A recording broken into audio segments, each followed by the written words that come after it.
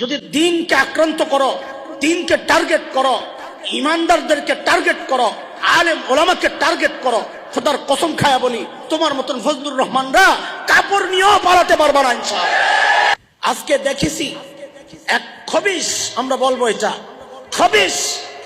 আমরা বিএনপির যারা ঊর্ধ্বতন আছেন, নেতা নেতৃত্বে যারা আছেন, তাদেরকে বলবো এই পাগল সামলান, এই পাগল সামলান। ফজলুর রহমান না কি নাম, এই পাগল আলেমদেরকে নিয়ে এমন কটূক্তি করেছে, আমি তাকে সতর্ক করছি, সাবধান হয়ে যান, জবান সামলান। এদেশের মানুষ আলেমদেরকে আজও ভালোবাসে। আপনার মতো 2-4 জন ফজলুর রহমান, এই মানুষের প্রতিবাদের মুখে এই দেশের টিকার মতো শক্তি আপনাদের নাই, এটাই বাস্তবতা। খবরদার জবান সামলান, নাইলে জিদ কিন্তু টেনে ছেড়ে দেওয়া হবে, টেনে ছেড়ে ফেলা হবে। আলেমদেরকে নিয়ে যারা কটূক্তি করে, আমরা নাকি 500 টাকা আমাদের সিদ্ধান্ত চেঞ্জ করে ফেলি। আরে শত শত মানুষ সাপ্লায় রক্ত দিয়েছে, একজন মানুষের দাম কি 500 টাকার চেয়ে কম তোমার কাছে? আমরা দ্বীনের জন্য রক্ত দিতে পারি, এটা 1000 বার প্রমাণ করেছি। আমরা দ্বীনের জন্য জেল খাটতে পারি, 1000 বার প্রমাণ করেছি।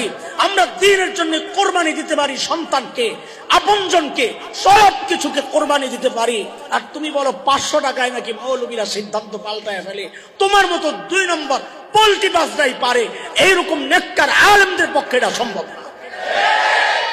তোমরা তো কয়দিন আমেরিকারে টিপো, কয়দিন ভারতরে চাটো।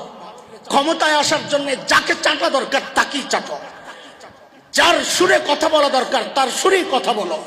তোমাদেরকে আমরা চিনি, জনগণ চিনছে। দিন যত যাবে এই পাগলদেরকে সামলাইতে না পারলে আমি বলবো বিএনপির অবস্থাও ওই ফ্যাসিস্টদের মতো হবে, যারা এদেশ থেকে কোন রকমে পালাতে পারে। আমি সতর্ক করছি, আমি কাউকে ধমকাচ্ছি না। বিএনপির সাপোর্টার আছেন, আমার এই কথা সারা দেশে ছড়ায় যেতে পারে।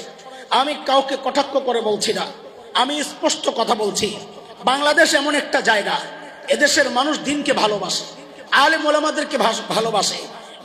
মুষ্টিমেয় কয়টা চামচার জন্যে এদেশের সমস্ত মানুষ তাদের বিরুদ্ধে এটা স্পষ্ট করেছে বারবার।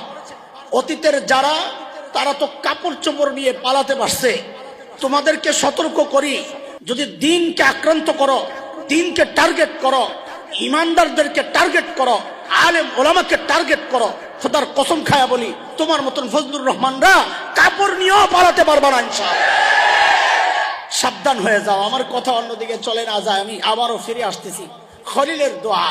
খলিল বলেছেন, যারা আল্লাহর সাথে নাফরমানি করবে, খলিল বলেন আল্লাহ এরা আমাদের কেউ না। আমাদের চিন্তাও এমনই হওয়া উচিত, সে আমার দলের লোক না আমার আপনজন, আমি এটা চিন্তা করব না। দ্বীনের জন্য দুনিয়ার সবাই আমার আপনজন।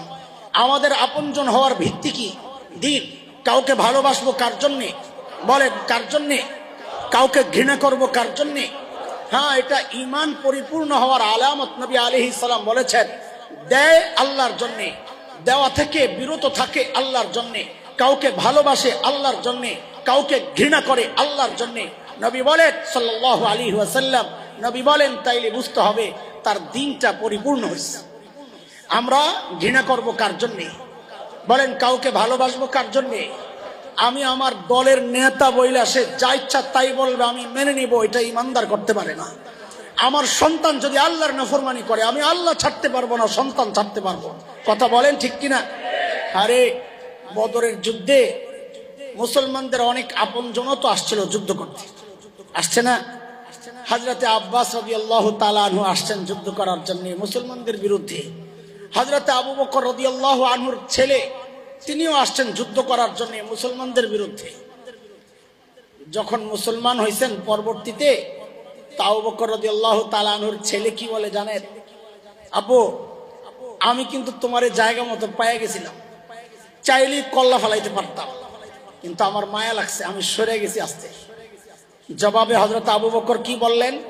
আমি যদি তোমারে পাইতাম আমি ছাড়তাম না। এ ভাই শুনেন, সন্তানের বাবার জন্য বেশি মহাব্বত না বাবার মহাব্বত সন্তানের জন্য বেশি? বলেন তো।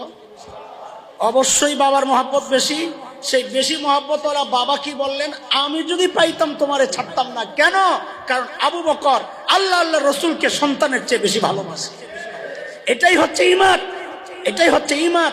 প্রকৃত মুমিন তো সে যার কাছে আল্লাহ, আল্লাহর রাসূল, জিহাদ ফি সাবিলিল্লাহ, নিজের আপনজনের চেয়ে নিজের সবচেয়ে প্রিয় মাল থেকে যার কাছে সবচেয়ে ভালো, তার পছন্দের এমনটা যদি না হয় তো আল্লাহ বলেছেন সে যেন আযাবের অপেক্ষা করে। নাউযুবিল্লাহি মিন যালিক।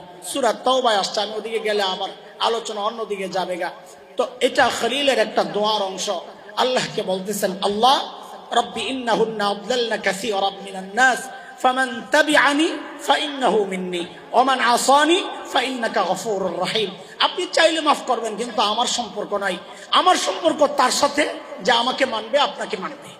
এটাই হওয়া উচিত আমাদের। কারো সাথে সম্পর্ক জোড়া এবং ছিন্ন করার মূল ভিত্তি যে তার মধ্যে দিন আছে তো তার সাথে আমার সম্পর্ক আছে, কারো কাছে দিন নাই তার সাথে আমার সম্পর্ক নাই। পারবো না ইনশাআল্লাহ। এটা খলিলের শিক্ষা। কার শিক্ষা? খলিলের শিক্ষা। এরপর খলিল কি বলতেছেন সেটা শুনে। ربنا ليقيموا الصلاة فاجعل أفئدة من الناس تهوي إليهم وارزقهم من الثمرات لعلهم يشكرون। আল্লাহ আমার বাচ্চাদেরকে নামাজি বানায়া দিয়েন। খলিল দোয়া করতেছেন, আমি হুবহু শব্দের তর্জমা করতেছি না, বাহাদ অর্থ বলতেছি। খলিল কি দোয়া করতেছেন? আল্লাহ আমার সন্তানদেরকে, বলেন কি দোয়া করতেছেন? আল্লাহ আমার সন্তানদেরকে, প্রত্যেক অভিভাবকের এটা দায়িত্ব। এটা খালি হুজুররা শাসন করবে, আয়েশা হুজুরের কাছে খবর লইবেন। আমি যদি জিজ্ঞেস করি কতজন বাবা মা তাহাজ্জুদে উঠা উঠা সন্তানের জন্য কান্দেন আল্লাহর কাছে?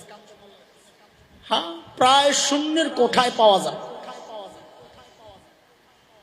বাবা মা ওখানে যা করবে এর হুবহু প্রভাব সন্তানের উপর পড়বে। আমরা আমাদের বাচ্চাদেরকে বলি, মাদ্রাসায় অভিভাবকদেরকে বলি, নিজের ঘরকে মাদ্রাসা বানাইতে পারবেন না তা আপনার এই সন্তানকে আমি আলেম বানাইতে পারবো। কথা বুঝতেছে? কঠিন হয়ে যাইতেছে কথা, একটু বেশি রাগের কথা হয়ে যাইতেছে। কি করব বলেন?